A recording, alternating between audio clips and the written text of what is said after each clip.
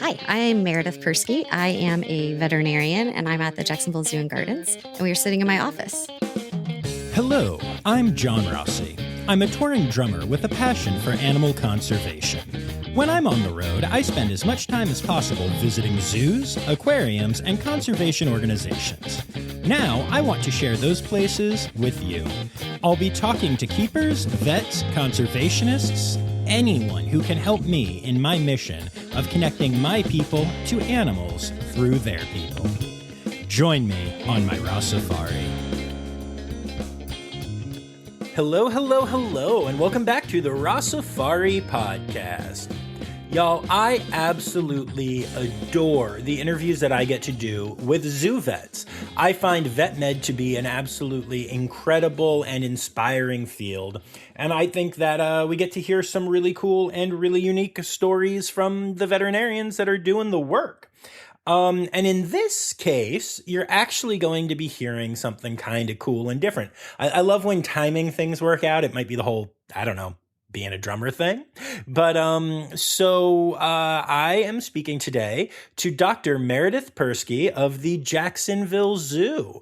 And it just so happens that if you follow the AZA on Instagram or Facebook or Twitter, you will have recently seen a post and a Connect article, which are the articles in their both digital and physical magazine known as Connect, about a 33-year-old elephant that got basically a root canal that took over 60 people to be a part of, and that was a 4.5 hour long procedure. Well, it turns out you're actually going to be hearing an interview that I did the day before that procedure took place. And y'all, it is intense. And for those of you paying attention, you'll notice that the term that is used in the interview is a tuskectomy, or the removal of a tusk, whereas the term used in the Connect article is a root canal. And there's a reason for that. During the surgery, they realized that because of the specific issues that the elephant was facing, they would not be able to remove the tusk after all. So they had to pivot to a different strategy to make this elephant feel better. And it worked. And that is, in a nutshell, the beauty of veterinary medicine. So I'm excited to share this story with you. I'm excited to share Meredith with you. She's a lot of fun. We laugh a lot. We have a lot of fun. She was really excited about her poop story. And yeah, I just can't wait to get to this one. So I'm not going to, other than to quickly say, make sure you hit subscribe. Make sure you're following along at Rossifari on the socials and at Rossifari Pod on TikTok. And you can support the podcast by going to patreon.com/Rossifari. All right, let's get to the interview.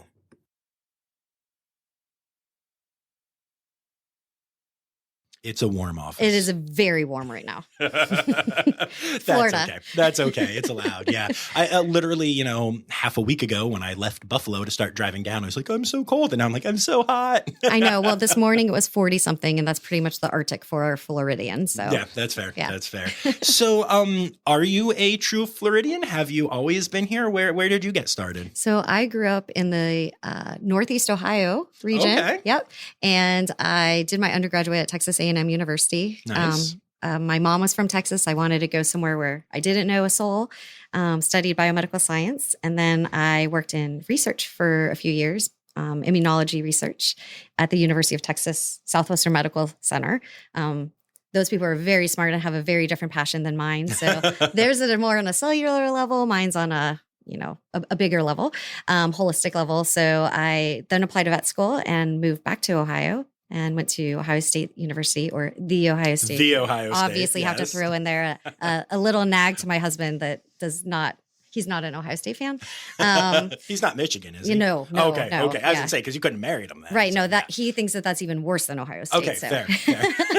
So I went to veterinary school there. And then we're fortunate enough to have the Columbus Zoo right there. Yes. And one of my professors came in one day and was lecturing from the Columbus Zoo. And it hit me in that moment. Like, oh my gosh, there are actually people that do this for a living. I don't know how I didn't think to be a zoo vet. And so from that moment on, it wasn't a question of what to do. It was how do I do this? This is what I need to do. This is my calling in life. And so they started letting me go volunteer. And so every Sunday I would go to the Columbus Zoo and hang out with them for a bit. And then went around to anytime I had a break, go to a different zoo, try to get as much experience as possible. And then graduated vet school and was accepted into an internship at the Indianapolis Zoo. Nice. Love it there. Amazing zoo, amazing people, amazing animals. They also taught me not only how to be a zoo vet, but how to be a veterinarian, because I went straight from veterinary school. So I'd never even treated like a dog, a dog cold or anything. Right. And so was there for 2 years. And then I did 2 years of training in a residency program at Kansas City Zoo. And then I left for a full-time job at the Zoo Miami. And I was there for 4.5 years. And then I've been up here for about 7 years. Nice. So, Very cool. I adore Zoo Miami. Amazing. Yeah. Great great people, great place, great animals. Definitely. Yeah. Ron McGill was my second season opening episode. Oh. And boy, was that an episode. Oh, right. I'm sure very, very laid back. No, Ron is one of my favorite people. He was actually at my wedding. And so, nice. Yeah, he's an amazing human as well. And has done a lot to get the good news around zoos and really get people, I think, to get on board with being transparent and all the other behind the scene stuff that like is valuable for people to get excited about. Yeah, absolutely. Yeah, I'm a big fan. And so what led you to Jacksonville? I think I was really excited about the prospect of a Manatee Critical Care Center. And so the whole reason I wanted to be a veterinarian in general was I wanted to take care of dolphins and sea lions and kind of, I think, almost a lot of kids' dreams.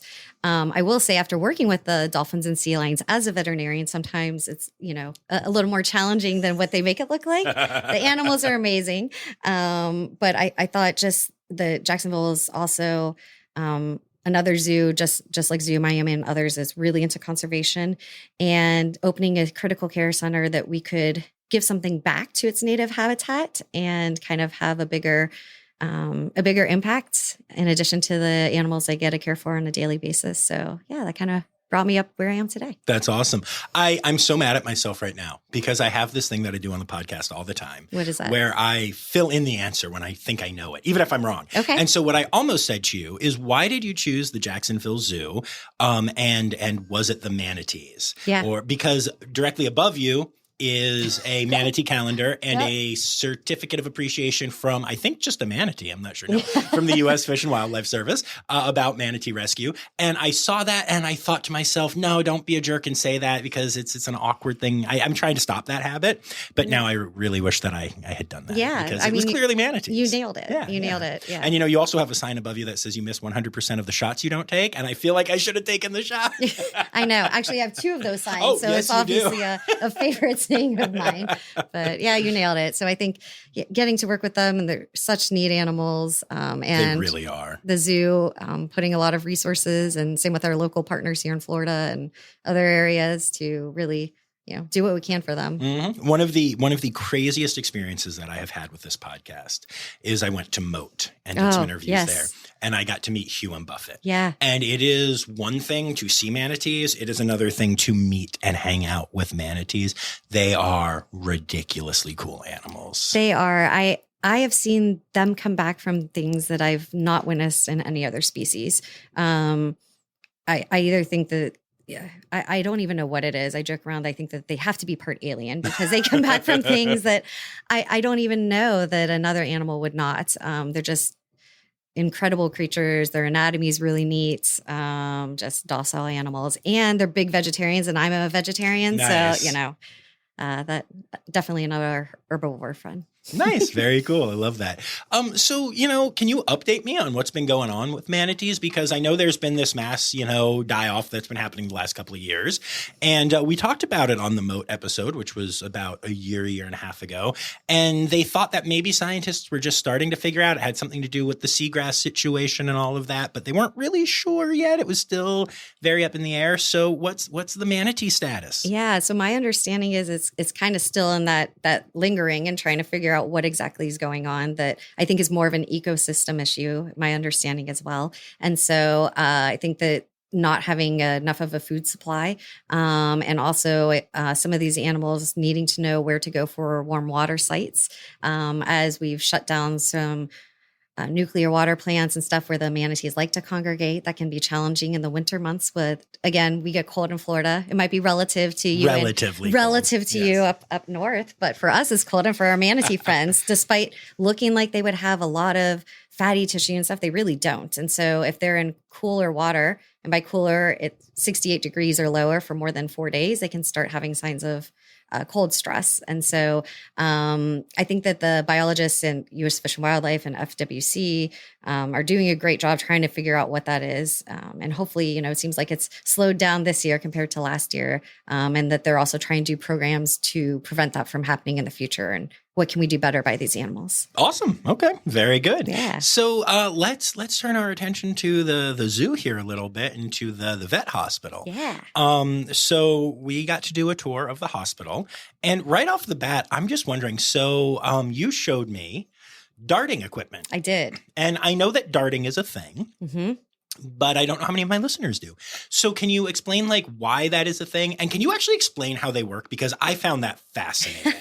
I really did. That was so cool. Yeah. So, many of our patients aren't necessarily fans of the doctor, but we do get a lot of them to participate in their own medical care. So for instance, elephants that stick their ear out for blood draws, or our tigers that allow, through using a longer hook to safely be able to hold the tail and get blood from them, get blood pressures on certain animals. So darting is sometimes used when an animal doesn't feel well and is not as willing or food motivated to cooperate with training. So, most of our big cats, some of our bears, some of our other animals are great apes are great at it, presenting their shoulder or a hip so that we can give an injection and they're rewarded with a good snack or their favorite food. But when they're sick, they don't really feel like participating. And if they are not eating, we can't get them to take their medications. And so in those instances, we'll use a dart as a means to giving them a medication. And it's basically a syringe that flies in the air and with good aim goes to its designated patient and is able to disperse that drug through an injection. And so the needle has this little sleeve on it. And once that hits the animal, the syringe or the dart that's pressurized with a one-way valve, it'll hit the animal. That sleeve on that syringe gets knocked back a little. The syringe plunger has pushed in, kind of just like a regular syringe and needle, to inject the drug into the animal, and then the animal usually takes that dart out real fast. And it's the movement and the sudden stop that pushes the plunger, right? Yeah. So that's so cool. Good old physics, and yeah, yeah, my physics isn't great. No, but that's fine. Your biology is more than great. Yeah.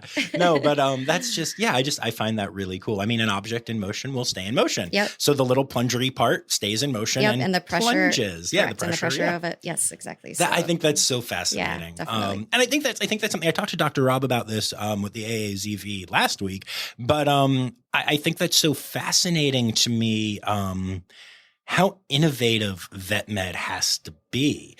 That's so cool. To think about that, Yeah. And the fact that, especially I've been very fortunate to work with amazing vets in this field, and that, helped on some level, literally watching my mentors make darts, right? So we buy them nowadays. My generation's spoiled. But they were the generation of, you make your own dart using a syringe, and this is how you file it down, and this is how the plunger goes off. And so I think that it's just come a long way and enabled us to do things that, the thing I love and get frustrated most about my job is that it's so, it's always changing. Right. And so while I think sometimes okay, you're a bear, but if you were a cat, I could just pick you up real quick, right? Give you an injection and we're done. And instead you're an animal that is not going to let me do that, not let me do it safely, but I want you to feel better. And so being able to have unique ways, innovative ways, to medicate the animals, even if they do not understand at that time that it's in their best interest. Yeah, no, that makes sense. That's very cool. And you mentioned an elephant. Yes. And so I think that this is a story that we just need to tell, because as we sit here for an interview, you're prepping for a procedure right now. And the prep is the most intense thing I've ever seen at a vet hospital. And I go to a lot of these.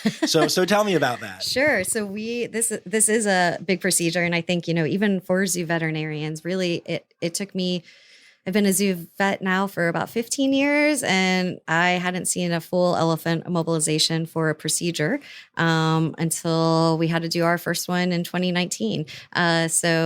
Ali is a 31-year-old African bull elephant. That is not a small animal. It is not. And he 11,000 pounds. Whoa. Right?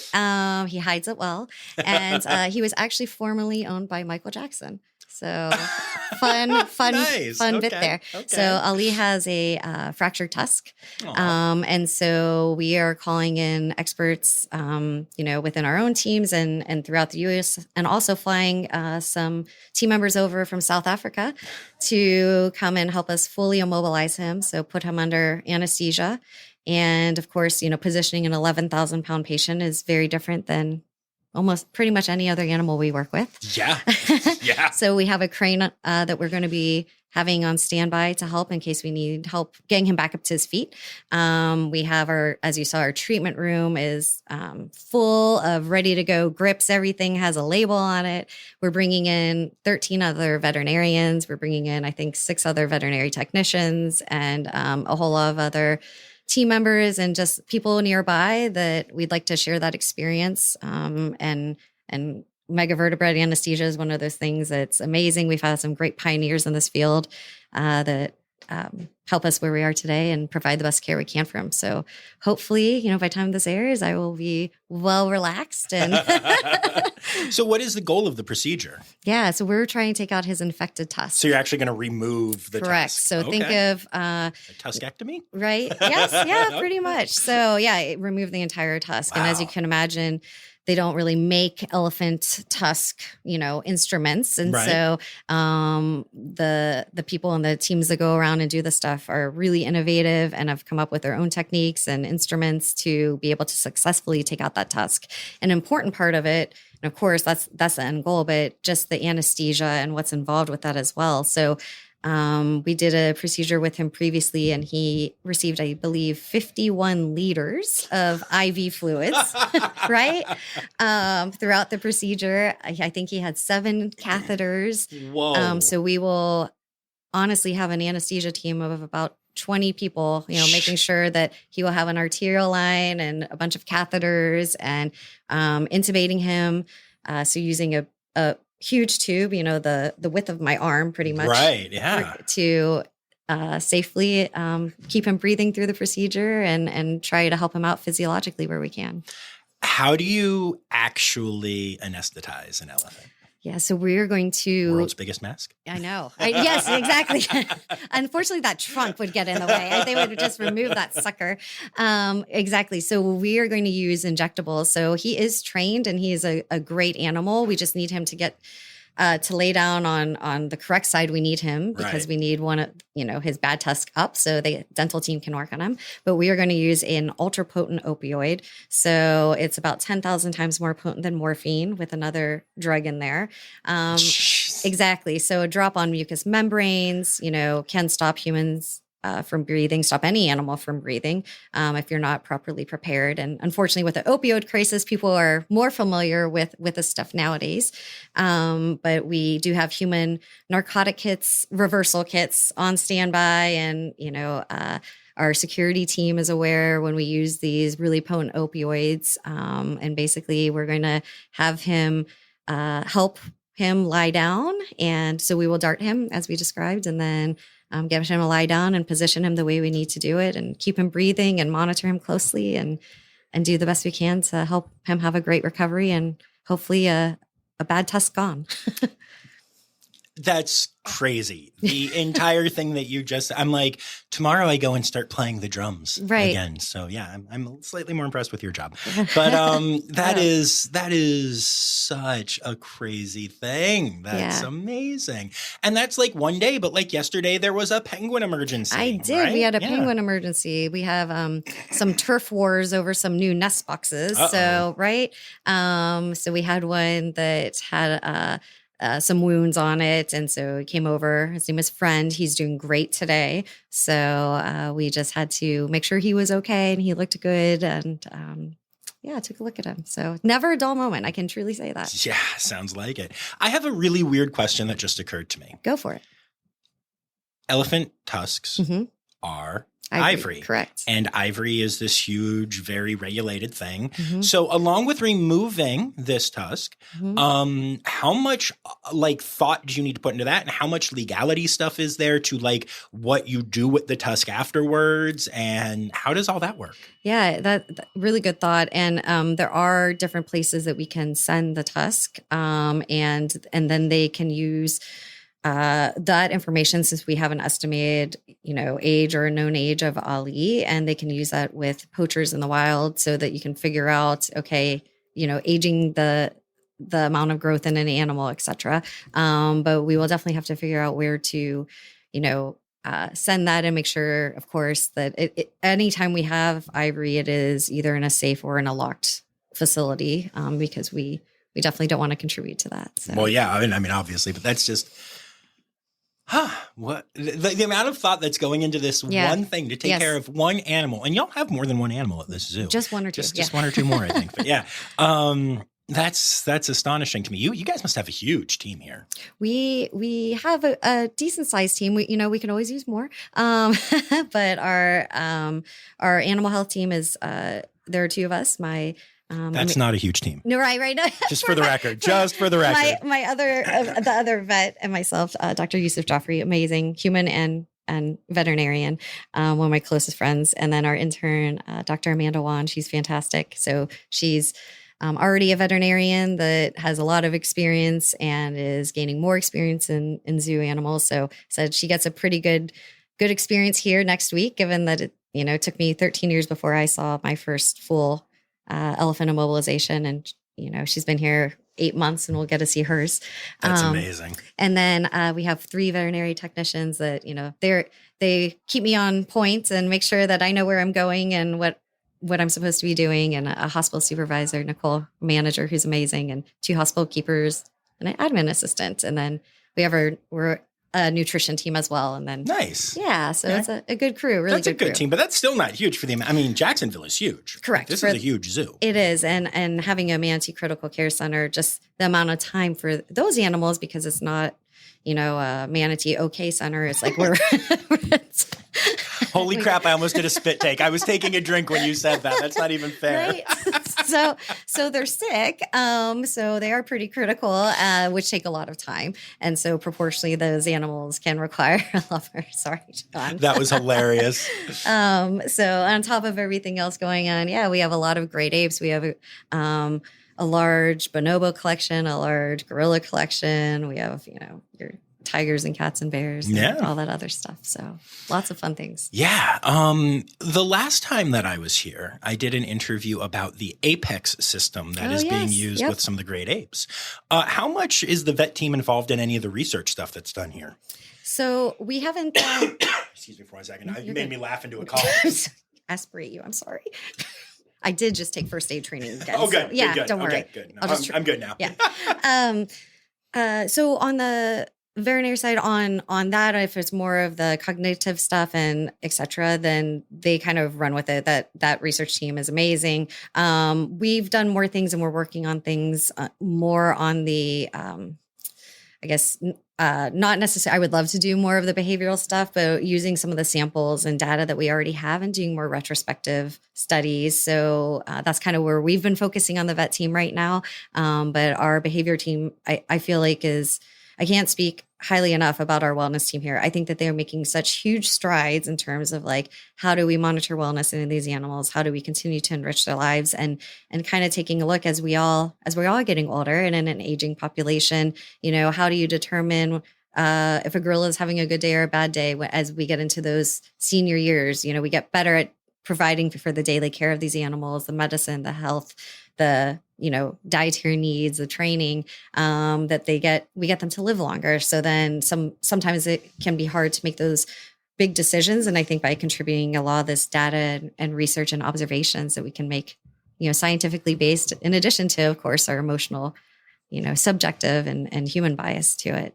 make good decisions on their behalf, be good advocates. Right. Yeah, that makes a lot of sense. Yeah. And that leads to, I think, an interesting question, which is, how do you take care of your own health? I mean, there's got to be, and I don't mean like, do you brush your teeth twice a day? But like mental health, like you are a veterinarian who has the pressure of being in charge of taking down an 11,000 pound elephant. And bringing him back up. And bringing him, that's really the important part. Yeah.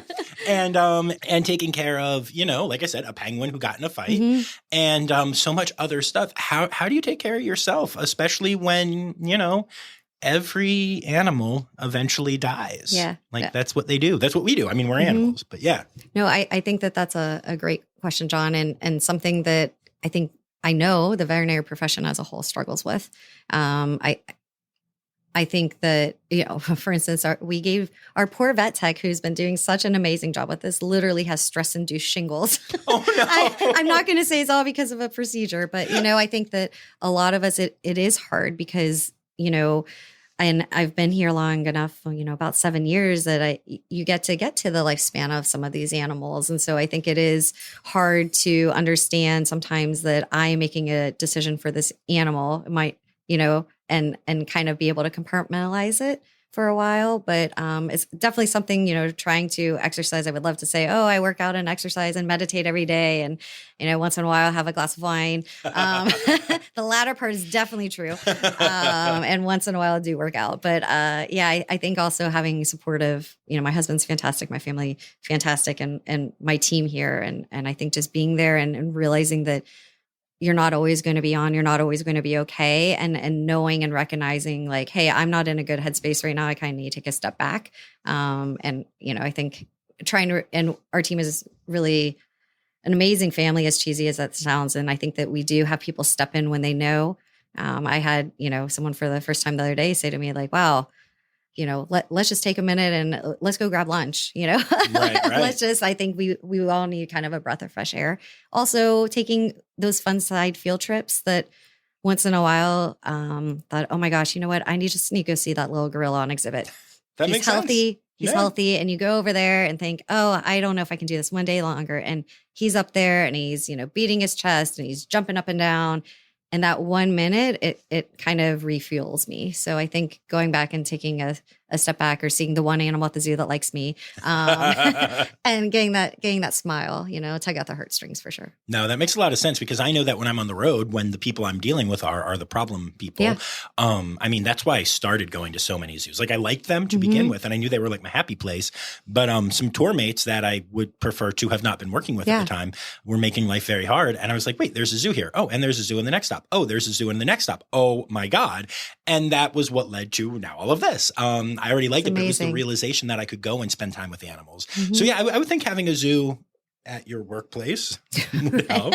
Right. That's pretty cool. Have you gone to see the new Porcupet yet?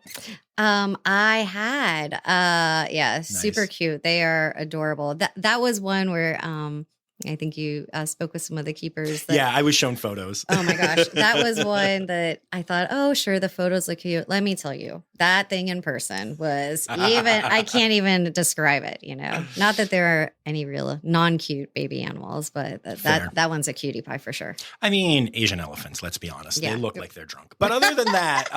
Right. And we do have a little tawny frogmouth chick right now. Okay. I don't know if you've seen them, but yeah, he looks like he's having a terrible hair day, and it is adorable. A bad feather day, I guess you would call it. But yeah, so a face a mother could love. Yes, yeah, absolutely, absolutely.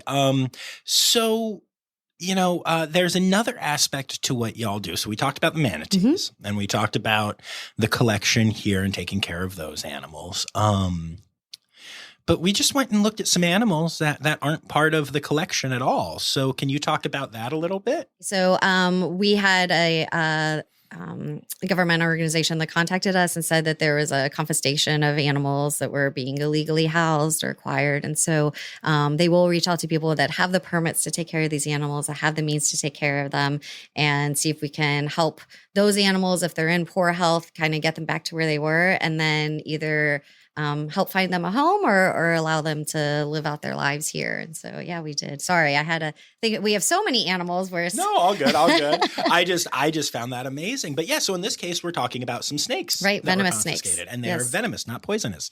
Correct. Yes. And so can you talk about just like what that's like and what it must be like to have like, oh, I saw the snake hooks in there. Like y'all have to be dealing with them. And I know there's at least one snake in there that did not like us. No.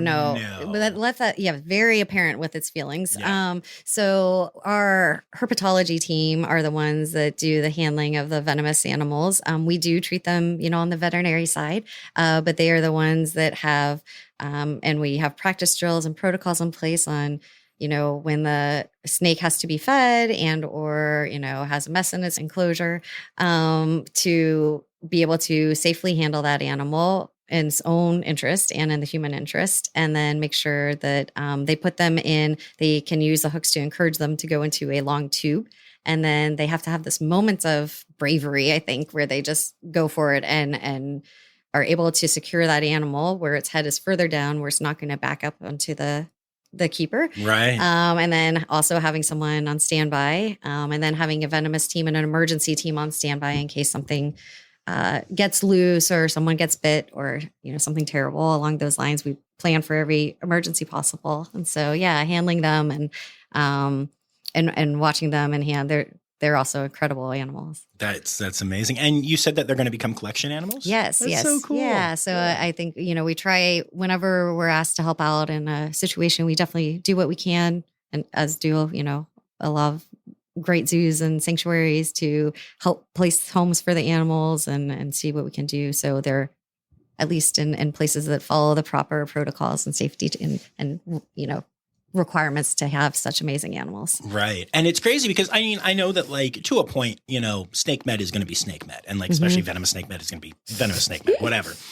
But like there were, I'm trying to remember, 5 different species, I believe, in that confiscation, right? So there was a rattlesnake who hated us. It was rattling the whole time. Correct. And if beautiful it had snake. One of the prettiest I've ever seen. But if it had the ability to strike, 100%. Yeah. 100%. And then there were the white mouth something or others. Yeah, I think the pit vipers. Yeah. And like I've never even seen that before. I hadn't seen those. The color, the color of those animals was absolutely stunning. It was insane. Bright blue and the variations.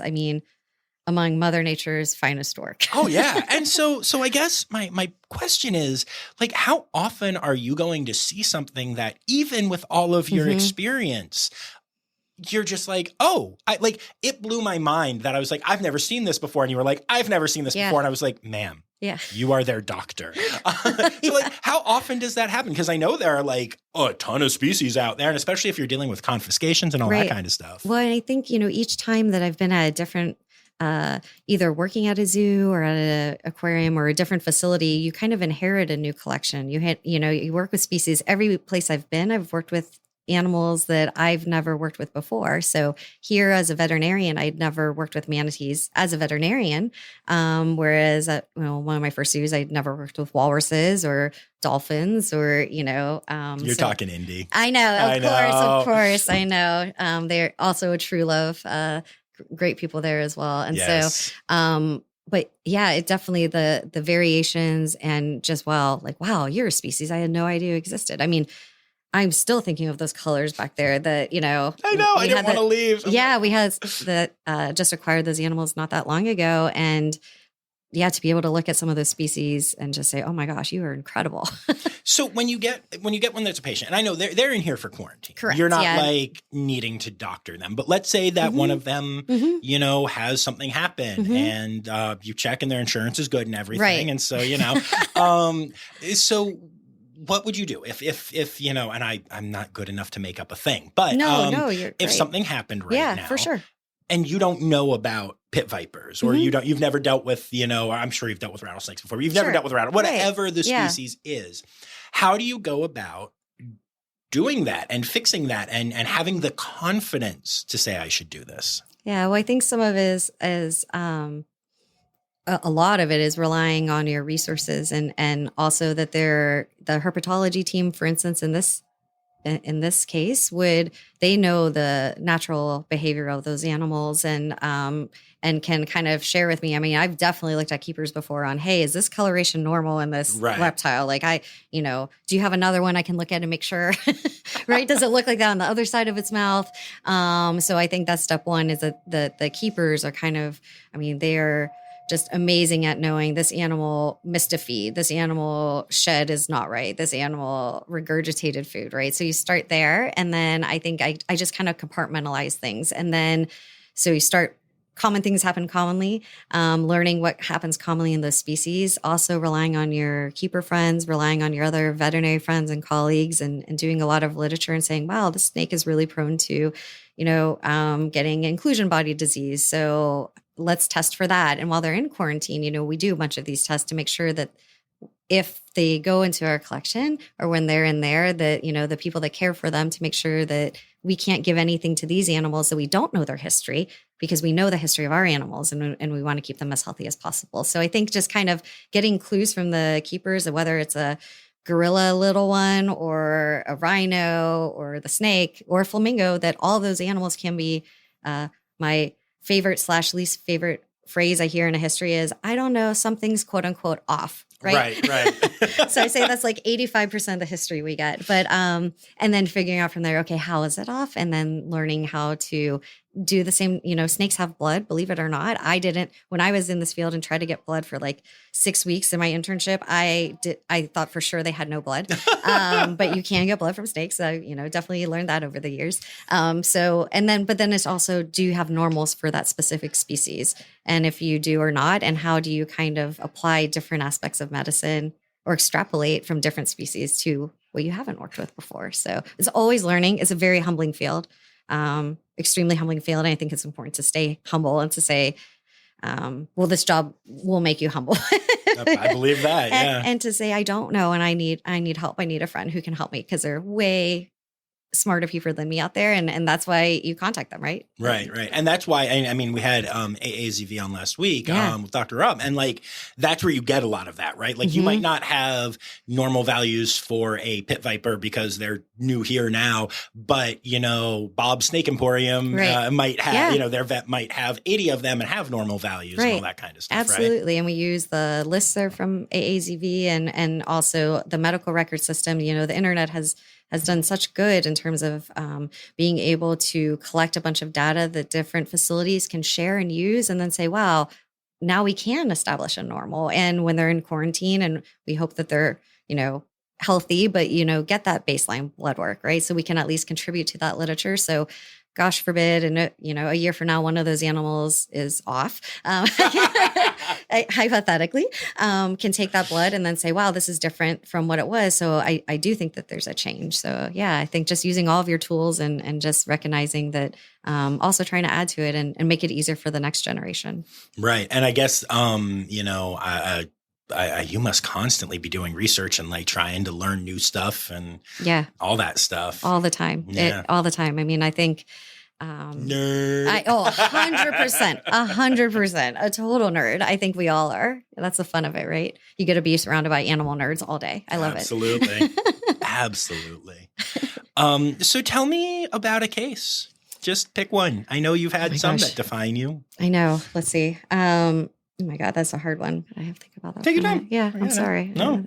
Case. I mean, there's so many, and then, I also have this thing in my head that when I have an animal that I'm worried might not make it, once in a while I'll promise the animal, okay, if you make it, I will officially name you my favorite animal. Now that does have an expiration date, because sometimes I need to use it for another of course. animal. Yeah, of course. I think one of the neatest stories that I thought here was they had this species called a shield.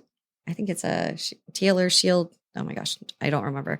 But it's a little agama, a xenogama. It's a xenogama, and it weighed 21 grams. And they said, we don't know in this species, and there's not the literature out there that says like how long they should incubate their own eggs for, how long they're supposed to keep the eggs in them before they release them. And so, but we think it's overdue compared to this other female that we had. So we, took an x-ray and looked at everything. And yes, she had 5 eggs. And they said, we think they're overdue, but again, we're unsure. So we made the decision as a team to do a surgery on her. Now, keep in mind, she's the length of my finger, right, and pretty much the width of my index finger. And so I said, well, we can take her surgery. I just to, let everyone know, I'm not sure that this is going to go well. We'll do the best we can.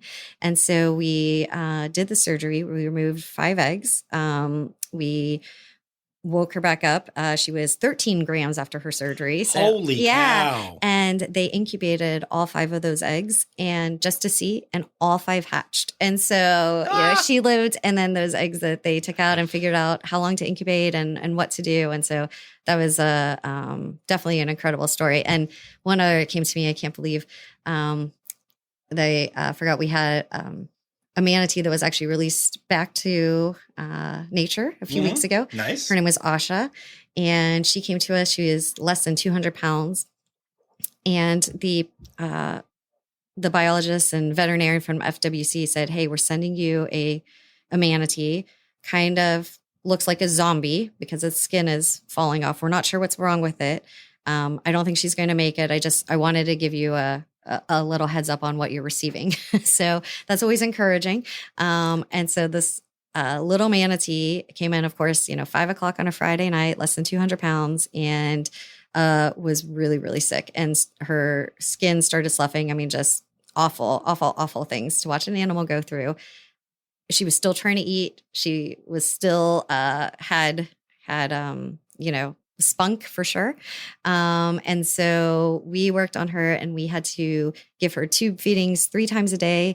So pass a tube from her nose into her stomach, because they can, they like to bite if you put it in their mouth. And so just go basically tube feed her multiple times a day for including some formula for months. And we took her to surgery and helped clean the wound. And she was here for close to 2 years recovering. And she grew up to be over 600 pounds and was sent back. So she's just an incredible animal. Again, they do things that I never thought possible. And hopefully she'll go out there and make more little Ashas out there. That's so cool. I love that. Are you always on call because of the manatee stuff? I mean, not just you, but like the team here, Correct. Yeah. So for sure. And as much as, I don't want any animal to get sick, but and while we would love to say you can only be sick, Monday through Friday, right. 8 to 5, maybe in my future zoo, that, life is what it is. And so for sure, either Dr. Joffrey or myself are on, 24 hours all the time, and share that. And our team is great about coming in if, when we need help or if we need help.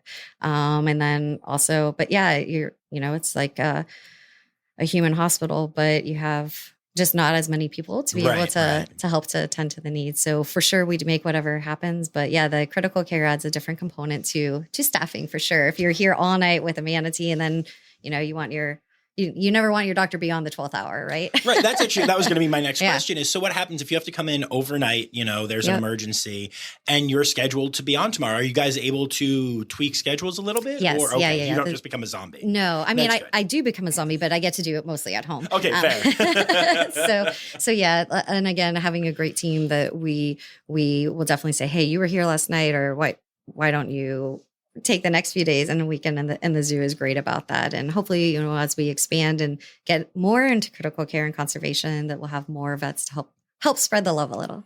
That's awesome. Yeah. Hire more vets. I agree. Yay. I know. Always. So, one thing we talked a little bit about, like compassion fatigue and taking care of yourself and all of that. One of the most essential things that veterinarians do at zoos is necropsy. Mm-hmm. And you will have to necropsy beloved animals, animals that you have maybe spent years with. Mm-hmm.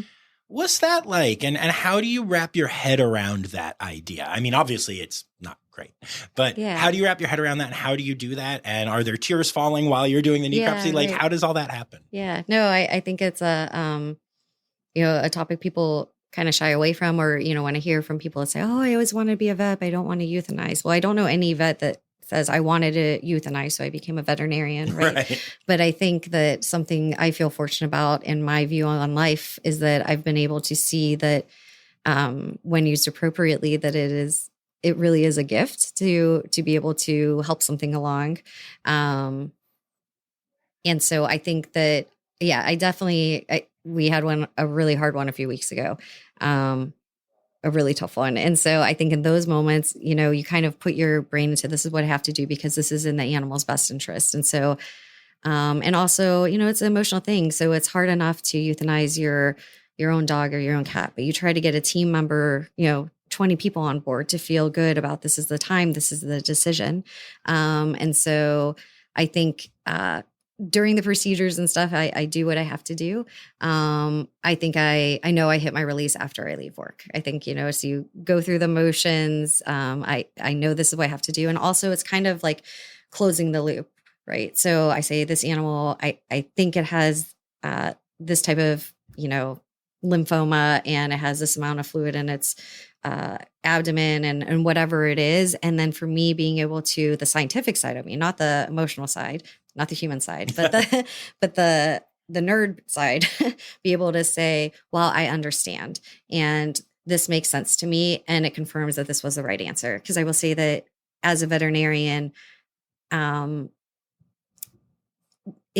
a zoo veterinarian, that I have never had to euthanize an animal or euthanize, or would like to say wouldn't do it without saying I shouldn't have done that. Right. Because by then I already know that it was probably a little delayed, because we, of course, extend things a little longer. Right. So I think for me, also documenting that, I take lots of pictures. I say if my phone ever is found, I'm probably going to go to jail, because I listen to murder podcasts and then have like these pictures on my phone. But also being able to share that information with the keepers that care for them and say, hey guys, look, Charlie wasn't going to make it. These are the things, and you don't have to look at the pictures and you don't have to come watch the procedure. But if you want, I'm going to put them on this folder, and, to be able to circle a lesion and be like, bad, right? Right. That you can see this isn't healthy. And I think for me, getting that, and then once you send the tissues to a pathologist that comes back and kind of confirms your findings and say like, guys, we weren't going to be able to fix that. This was the right call. And I think to help us learn how to best take care of those animals is an important one. But it definitely, and I think that there are definitely times where, it hits you at a moment, or you have a moment in life where things are a little more unsteady than they should be. And so it definitely is I think a process that a lot of us need to get better at handling. Yeah, that makes sense. Do you find, and I know it's going to be different for everyone, but do you find that making that information available to the keepers and such, do they use it, whether it be actually looking at like, the pictures, right, or whether it just be the knowledge? Do you think that helps them? I do. Good. I do. And we have an open door policy, and again, understand that a lot of people, it is hard to look at an animal. And for me, I think the hardest is, you go from an emergency situation where you're trying to save something, and then unfortunately life happens, just like any hospital, something you have a living collection. And so for me, those are hard. Or of course the favorites, or everyone's a favorite. That's the thing, right? So, and their anatomy, and then also trying to use that to learn from it. And so we lost a really beloved, we euthanized a geriatric silverback gorilla a few months ago now, Lash, iconic animal here, favorite of a lot of people. And of course, heartbreaking, we said, wow, we have done what we can. He was on a pharmacy of medications and pain right, medications, and said, you know what? And we all had multiple meetings on what do we think is fair for Lash? And you know what, right when we decided, okay, we're going to do that, we tried to give Lash anything from, whatever Lash wanted to eat, whatever we want to do, just have a really good, as best of towards the end that you can. And I think in those cases also sharing the findings and saying, wow, guys, these animals are so amazing at hiding things or Right. illnesses and survival of the fittest, right? I get a splinter. I'm like, oh, I don't know if I can type today, right? And these animals, I'm like, how were you even walking around? Or you were just acting normal yesterday. So they're just equipped at just hiding those and masking those. So I think sharing that information and then taking those opportunities to learn from it. So say, you know, my favorite thing is not to do a necropsy, is what we call the animal autopsy, right? But then inviting some of our colleagues that are in training programs to say, hey, this is a really sad event, but we're going to try to learn everything we can. So if you want to come, this is the time we're doing it. And we're going to practice, putting in, doing an intubation. So putting a tube in the mouth to help what we do when we put animals or people under to breathe. Oh, interesting. And so we take that moment to let's look at and see where that vein flows, and or that was having a hard time. We were having a hard time getting that. How do we learn from this? And so taking the ultrasound out and saying, yeah, you know what? Okay, that's what I think it is. And then you're able to see internally and kind of put all those pieces together to learn as much as you can. So the next time we're better prepared, right? And we learn the way we can and to really, truly appreciate everything we can from the animal from beginning to end and then some. That's awesome. That makes a lot of sense. And I never thought of I know that we use, the community uses necropsies to learn and stuff, but the idea of and we'll practice, an intubation right now because we've got the thing we need to intubate. That's right. I never thought of that. That's really fascinating to me. That makes a lot of sense. Right. And also, especially for training, or even if I have done it for 15 years, to be able to do it in an environment that, and of course it's heartbreaking and it's sad, but it's trying to say that, okay, so I can take better care, right? The next time this resident that hasn't worked with these animals before, the first time that they have to do it in an emergency isn't going to be in an emergency. Right. It's going to be, okay, well, at least I've tried it. I've seen it. I understand, because the anatomy is so different in these animals. Or to show people, hey, in this species, you have to go up first and then down, or it's going to take a lot. You can grab that tube, but it's going to be a lot smaller than you think, So I think that those expectations versus realities, and taking those moments to say, let me learn as much as I can from this animal and the species, and hopefully contribute that literature back. That's very cool. That makes a lot of sense. So I have one question. You've brought up a couple of times now that you have a young doctor here who is learning things, and Zoe is a young doctor who is learning things. How do you decide in your career that it is time to come out from under that, under somebody who has years of experience like you, and be like, okay, it's time. I'm applying to be the zoo veterinarian at this zoo, even though they have 30 species I've never seen. And how do you make that decision?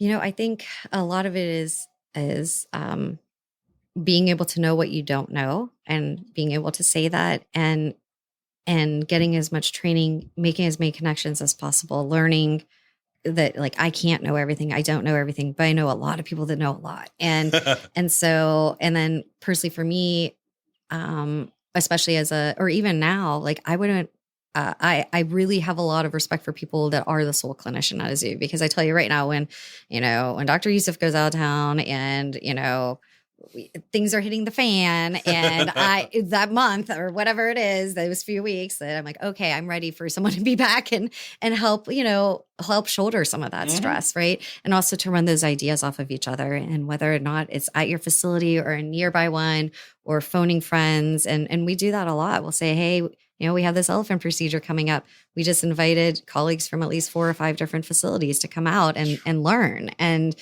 then, we do the same thing back. We, go up to our neighboring facilities and kind of see how they run things and what animals they work with. So I think it is a hard decision, but I think also there's kind of a natural progression, right? So I think that you should have some training and mentorship, of course, before expanding onto that. So it's wow, I may have 30 different species I haven't worked with, but it's only this many order or taxa, right? So it's okay, well, I may not have worked with a jaguar, but I've worked with, lion and tiger and something, right? So I think you get those little nuggets of information, and then you're able to at least categorize things into areas that, like, okay, I understand that this is an otter, and why I may have not worked with a sea otter, that I've worked with North American river otters and Asian small-clawed otters, et cetera. So I think, I just think that, and the more you do things, I think just having good mentorship and realizing, like, okay, I can do this. And also,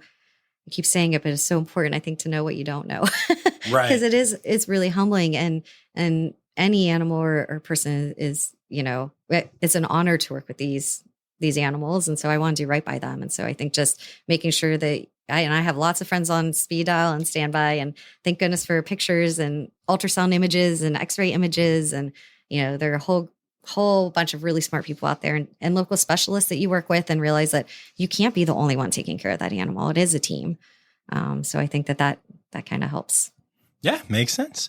Are there any conservation organizations that you'd like to give a shout out to? Oh my gosh. Well, I do have to shout out to our zoo for a minute, because I think our conservation department, it was one of the big draws for me in Jacksonville.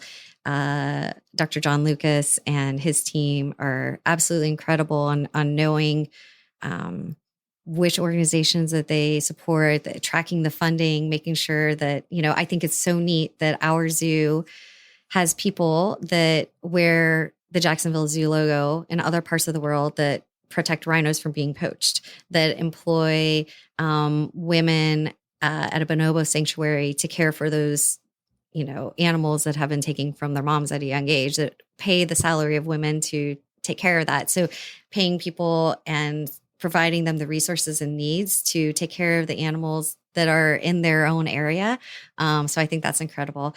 And Sand Cobb, which out in South Africa, the zoo has been supporting Sand Cobb for years and sending keepers out there. And last year they sent a keeper and myself, and we were able to go help with the penguins, and that they just do incredible work trying to help animals that are really critically endangered. And they did amazing work. To see it in action was incredible. So that's awesome. Yeah, we've done some fundraising with the podcast for Penguins International to help Sand Cobb. So they do. Yeah, it's a great organization. And it was so fun to see how, what medicine on the other side of the world looks like. No, and I bet. Even what they call different things. They said, I went to hand them what I thought was a swab, but they were referring to gauze, so just even these little, but learning those nuggets of information that, wow, you draw blood there, and to teach each other. So again, it's like a neat opportunity. But yeah, they do amazing work out there. And I think our zoo does a great job really truly giving back to local and global conservation opportunities. Yeah. I love that. It's time now, don't you know? We've come to the end of the show, but there's one tale left to go. You're gonna laugh and say, oh no. It's time for the Rossifari poop story.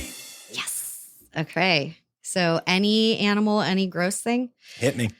Oh, gosh, I have so many. I think one of them was a manatee that I was tubing. So trying to get the tube, again, trying to pass something from the nose to the stomach. And I was trying to gently blow on the tube to be able to get past to pass the tube further.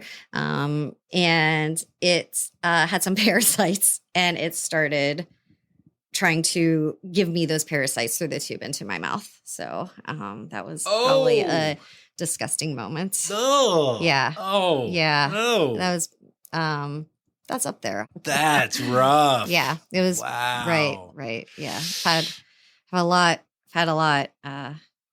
there I have a lot of scrubs and washing hands and, everything. So soap works. Yeah. Awesome. Thank you so much for doing this. Oh my gosh, you're amazing. Thank you. And thank you for all that you do for all the zoos and the animals out there. Thank you. And your music. That too.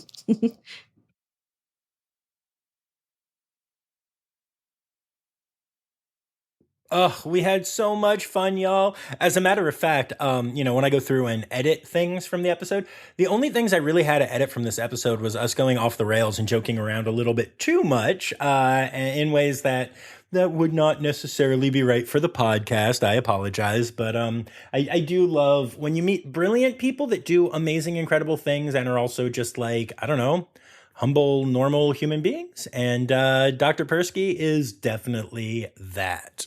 So I'd like to take a moment to remind y'all that you can support the pod for as little as $3 a month by going to patreon.com/Rossifari. And I'd like to say thank you to my Red Panda level patrons, who are Laura Schenk, Kristen Dickey, and Stephen Williamson.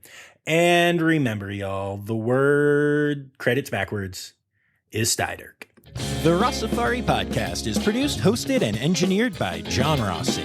Editing and fact-checking by John and Dr. Zoe Rossi. Our theme song is Sevens by Nathan Burke, performed by Nathan and John. Interrupting John theme and additional voices by Taylor Isaac Gray. You can reach John directly on Instagram and Facebook at Rossifari or by email at rossifaripod@gmail.com. Rossifari is part of the Daydreamer Media Network. Now, stop listening to me and go visit a zoo.